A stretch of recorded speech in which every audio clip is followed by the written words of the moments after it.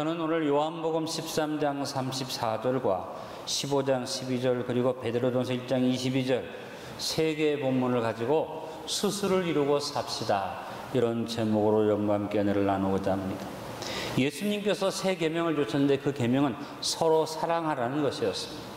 초대교회 기둥이었던 베드로, 그리고 베드로 못지않게 교회의 기둥 역할을 했던 사도 요한이 똑같이 이 예수님이 말씀하신 세 계명에 대해서 교훈을 주고 있는 것이 오늘의 본문입니다. 저는 서로 사랑하라는 이 말씀을 한자어로 표현해 봤습니다.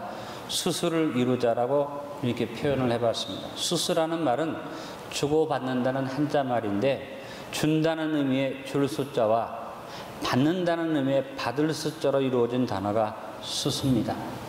어떤 상을 수상한다, 수여한다 할 때 숫자를 씁니다. 그냥 주는 게 아닙니다.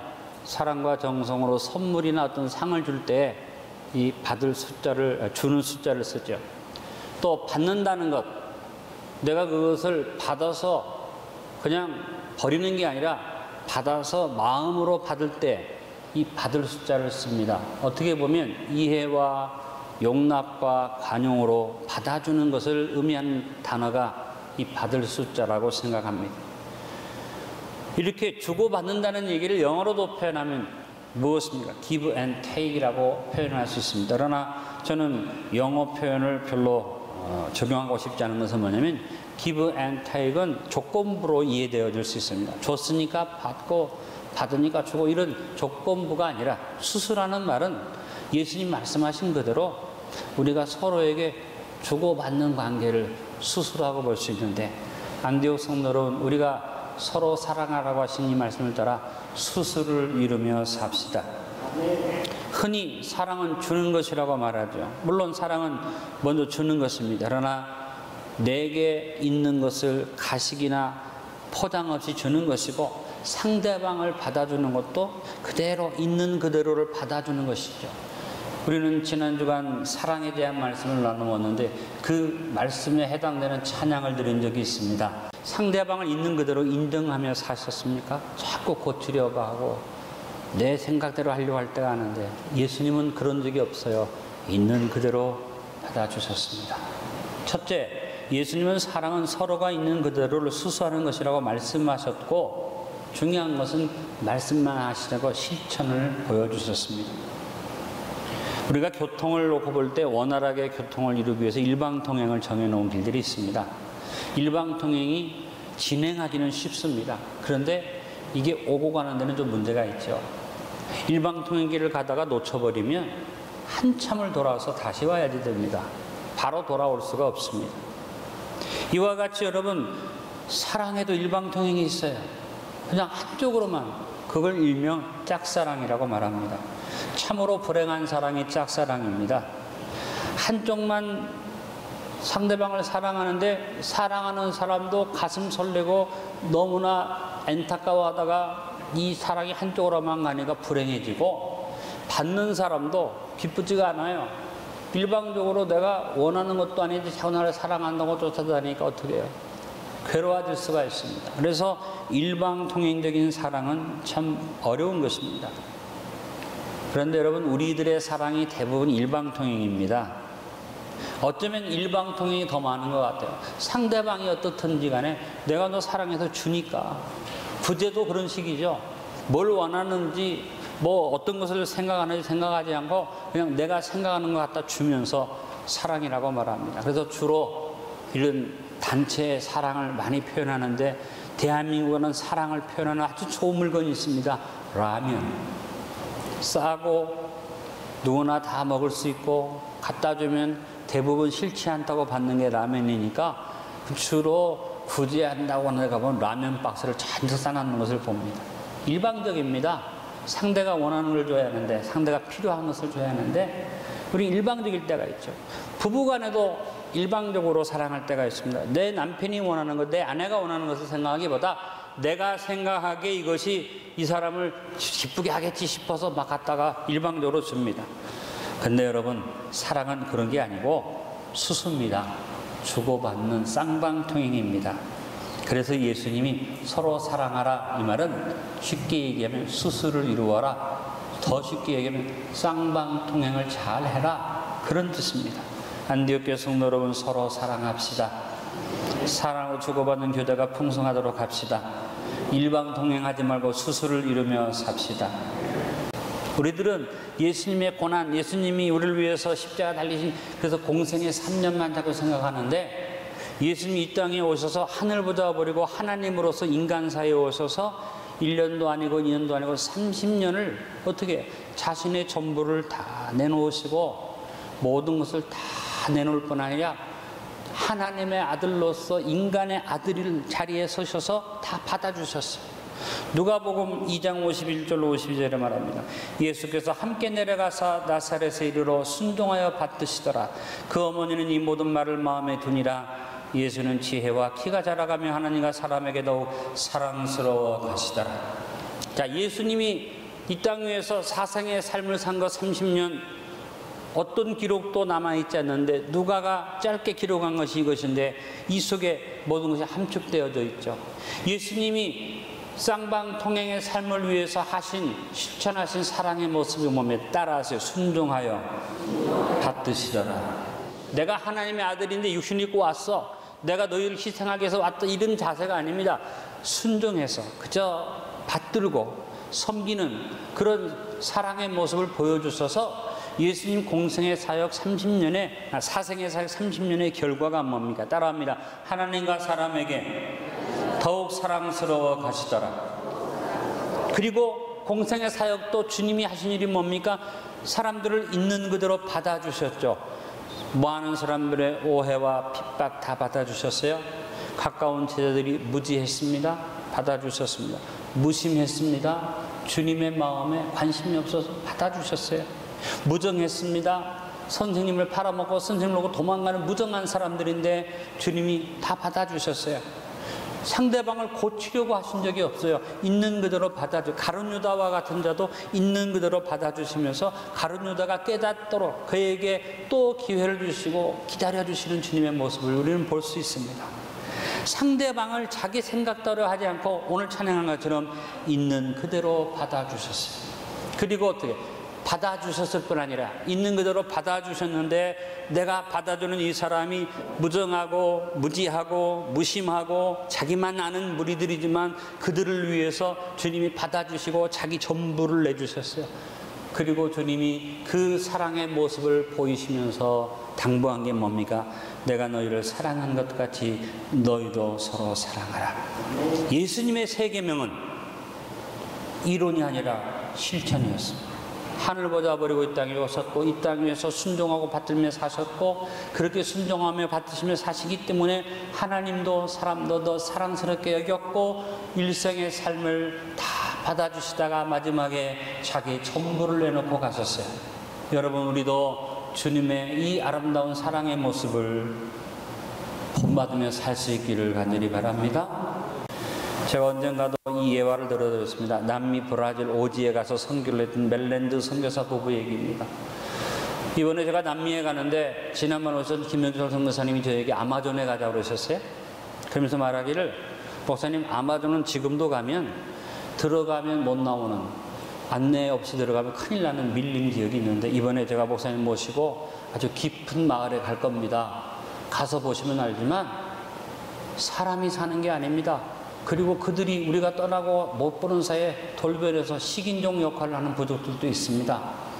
근데 거기에 아마존 수도에다가 땅을 사고 지금 센터를 건축하려고 하는데 와서 보고 좀 헌금도 해주시고 기도해 주십시오. 제가 이번에 가면서 생각하는 것은 선교사를 위한 프로젝트를 마무리하면서 다시 우리가 아마존에 좀 후원하면 좋겠다는 생각을 해봅니다.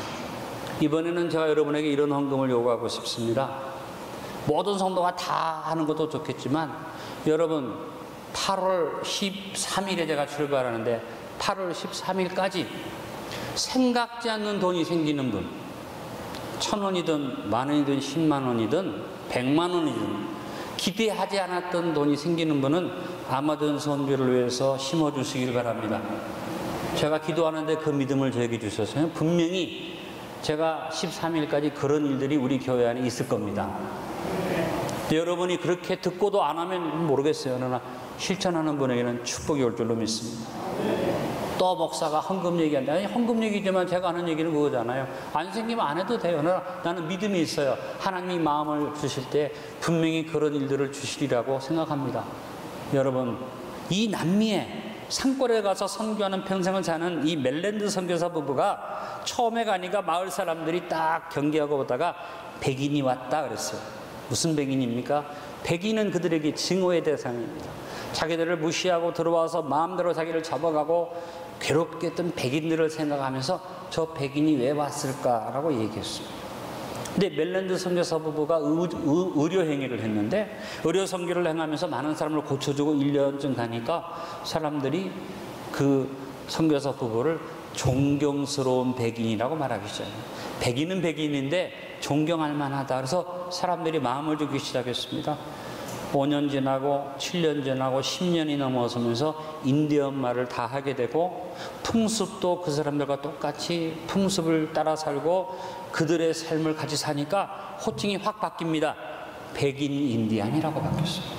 얼마나 놀라운 변화입니까? 한 번은 부상당한 어린이가 이 손을 내지 않아서 고름이 꽉 찼는데 아무리 칼로 째고 해도 고름이 안 나오니까 선교사님이 그 아이의 입을 아이의 발에 대고 쭉쭉 빨고 뱉어내고 또 선교사 부인이 빨고 메르른 부부가 번갈아 가면서 아이의 피고름을 빨아냅니다. 옆에 있는 부모는 더러워서 부모는 하지 못해요. 그래서 그들이 그걸 보다가 마음에 울면서 쫓아나가서 그들이 말합니다. 야, 저 사람들은 하나님이 보낸 사람들이야. 별명이 하나님의 사람으로 바뀌었습니다. 여러분 삶에서 우리가 같이 살아가면서 그냥 부부예요. 남편이고 아내예요. 그런데 조금 생각할 때 이건 하나님이 나에게 주신 사람이라고 일반적으로 생각하는데 이 사람들처럼 마음에서 감동이 탁 나와서 정말 하나님이 나에게 준 선물, 하나님이 나에게 준 사람이라는 그런 고백을 할 수 있다면 얼마나 좋겠습니까? 제가 이 설교하고 준비하면서 아내를 자는 모습을 보면서 내 마음에 그런 생각이 들어요. 정말 하나님 감사합니다. 하나님이 내 인생에 가장 좋은 선물로 내 아내를 주셨습니다. 그리고 너무 감사했는데 그 다음에 무슨 생각이 드느냐, 물어보기 시작합니다. 배 목사, 네 아내가 너를 어떻게 생각할까? 제가 물어보지 못했어요. 저 같은 대답이 안 나올 게 뻔하니까. 그리고 마음속에 생각했습니다. 그래, 남은 삶 내 아내가 나를 놓고 정말 하나님이 나에게 준 사람이라고 진실되게 고백할 수 있는 그런 남편이 되어야겠다는 생각을 해봤습니다. 자식도 여러분 하나님이 준 사람이라는 고백을 할 수 있는 자식이라면 얼마나 좋겠어요. 부모도 그렇잖아요. 부모도 부모니까 부모라기보다 정말 자식이 우리 어머니 아버지야말로 하나님이 나에게 주신 선물이다. 지우는요 말도 못하고 알아듣지도 못해도 그냥도 나는 하나님이 주신 선물로 보고 너무 좋아하는데 알 수가 없죠. 이게 자라나면서 나중에 골칫덩어리가 될지 나에게 기쁨을 줄지 알 수 없죠. 그래도 부모들은 자식을 볼 때 하나님 선물로 보지만 저는 기도합니다. 하나님, 우리 지우가 이렇게 아름다워서 나에게 선물로 주셨는데 이 아이가 커서 나이가 들고 장성하게 돼도 나에게 하나님 주신 선물 되게 해주옵소서. 우리 윤미가 나한테는 하나님의 큰 선물이었습니다. 예배를 돕고 헌신하면서 하루 종일 수고하면서 물어보면 아빠, 내가 목사님 딸인데 누가 뭐라고 말해도 해야지, 힘들어도 해야지, 왜? 내가 당연히 해야 하는 거 아니에요? 그래서 제 마음속에 내가 자식이지만 하나님이 주신 참 귀한 선물이구나. 여러분, 배목사가 참 부족합니다. 30년 넘게 거 있었는데 여러분이 저를 놓고 하나님이 준 선물이라고 말할 수 있다면 영광이겠습니다. 저도 여러분을 놓고 어디에 가든지 하나님이 나에게 주신 귀한 선물이라고 자랑스럽게 고백을 합니다. 제가 이 설교를 준비하면 또 울었습니다. 왜? 우리 어머니가 입버릇처럼 진기야, 너는 하나님이 나에게 준 가장 귀한 선물이야 하셨는데 그때는 몰랐는데 지금 생각해 보니까 정말 내가 어머니에게 내 자식이 정말 귀해서 너무 고맙고 감사해서 하나님이 준 선물이라는 고백을 하신 걸까? 내가 생각해 보니까 우리 어머니에게 해드린 게 없어요. 여러분 부모님이 연로하셨어요. 언제 천국 가실지 모르는데 그 어머니 아버지가 마음을 다해서 여러분을 보면서 그래 너야말로 하나님이 나에게 준 귀한 선물이구나 이렇게 말할 수 있는 자녀들이 되시길 바랍니다. 여러분 우리 인생이 얼마 남지 않았잖아요. 희생적 수수가 그것이 이루어지는 그런 삶이 우리에게 있기를 축원합니다. 여러분이 스스로 생각해 보십시오. 나는 어떤 옆에 있는 사람한테 용기와 위로와 격려를 자식을 사랑하니까 너는 왜 맨날 그 모양이냐 이것도 못하고 저것도 못하고 아휴 너 때문에 속상하다냐 맨날 이렇게 할 때 자녀가 어떤 생각을 갖겠어. 또 못해요. 그런데도 야 네가 있어서 있는 것만 해도 나는 기쁨이고 네가 이거만 조금만 더 잘해주면 내가 얼마나 좋겠느냐 자꾸 용기 주고 격려해 줄 때 우리가 서로 달라질 수 있다고 생각합니다. 여러분 위로와 격려를 수수를 이루며 삽시다. 사랑의 주님이 날 사랑하시네 내 모습 이대로 받으셨네 사랑의 주님이 날 사랑하듯이 나도 너를 사랑하며 섬기리. 남 보지 말고 이 시간 자기를 보세요. 내가 누구에게든지 용기를 꺾고 기분 잡치게 만들고 그 사람이 하는 일에 방해가 되고 말 한마디로 가시도 긴 말을 하고 살았나?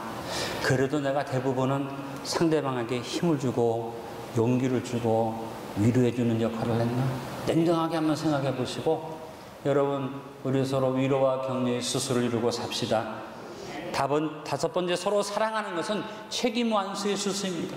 하나님 우리를 사랑하기 위해서 책임을 다하시고 그 책임을 다하기 위해서 하나님의 나라를 예수를 우리에게 보내셨습니다.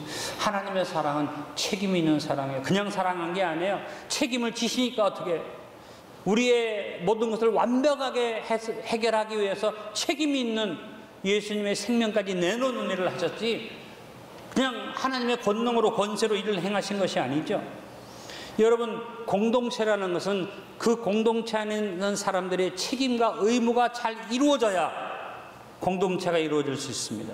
내가 누리는 것보다도 내가 해야 할 것 나의 책임과 의무를 앞서 생각하고 실천할 때 우리가 아름다운 삶을 이루어갈 수 있는 것입니다. 가정에서도 그렇습니다. 큰일이 아닙니다. 아버지의 책임, 어머니의 책임, 자식의 책임을 잘 해야만 합니다. 어떤 가정을 보면 그냥 살아 그냥 가족이니까 그냥 살아 밖에서 너무 힘들어 밖에서 신경 쓰고 밖에서 책임지네 말하니까 난 가정에 와서는 그냥 살겠어. 그래서 아이고 가정은 피곤하면 안 돼. 그 가정이 어떻게 행복합니까? 여러분 밖에보다도 가정이 더 경영이 필요하고 더 관리가 필요하고 더 조심해야지 되고 더 어떻게 책임을 다해야지 될 줄로 믿습니다. 일방적으로 내가 모든 것을 가족에 와서는 다 내가 편하게 누릴 수 있다고 착각하면 안 됩니다. 빌립보서 2장 4절에 말했습니다. 각각 자기를 돌볼 뿐더러 또한 각각 다른 사람들을 돌보아 나의 기쁨을 충만하게 하라. 여러분 책임의 순서가 바뀌는 시대가 됐어요. 그래서 요즘 우리가 살고 있는 시대는 혼돈이 옵니다. 쉽게 얘기할게요. 여러분 남편이 밖에서 돈을 벌어다가 주고 책임을 다하고 아내는 집에서 살림하는 그런 집. 남편이 무능해가지고 부인이 밖에 나가서 돈을 열심히 벌고 남편이 집에서 밥하고 빨래하고 돌보는 집. 당연히 그렇게 해야죠. 남편이 능력이 없으면 두 가지를 놓고 본다면 어느 쪽이 아름다운 가정입니까? 어떤 분은 그럴지 모릅니다. 둘 다 아름답죠. 공평하지 않아요? 그러나 저는 옛날 사람이 그런지 몰라도 그래도 남편이 책임을 다하고 살림을 안 해가는 가정이 훨씬 더 아름다울 것 같아요. 그렇지 않아요? 그렇습니다. 여러분 책임을 다하는 그래서 제발 부탁하는데 여성들이 밖에 가서 돈을 버신다면 아내로서의 기본적인 책임을 다하시면서 그렇게 할 수 있기를 바랍니다. 나도 돈을 버니까 너도 해라. 물론 남편도 아내가 돈을 번다면 안에서 도와주는 책임을 다해야겠죠. 그러나 기본적인 일에는 그렇다는 얘기죠. 결론을 맺습니다. 예수님은 세 계명으로 사랑의 계명을 주셨습니다. 그리고 그 사랑의 실천 방법으로 서로 사랑하라는 쌍방통행의 사랑의 말씀을 하셨고 사랑의 본을 먼저 보여주셨습니다. 사랑은 수수를 이루는 것입니다. 쌍방통행입니다. 서로 섬김과 봉사의 수수를 실천합시다. 희생적 수수를 항상 결단합시다. 서로 위로와 격려의 수수를 이룹시다. 책임을 다하는 수수를 이루며 삽시다.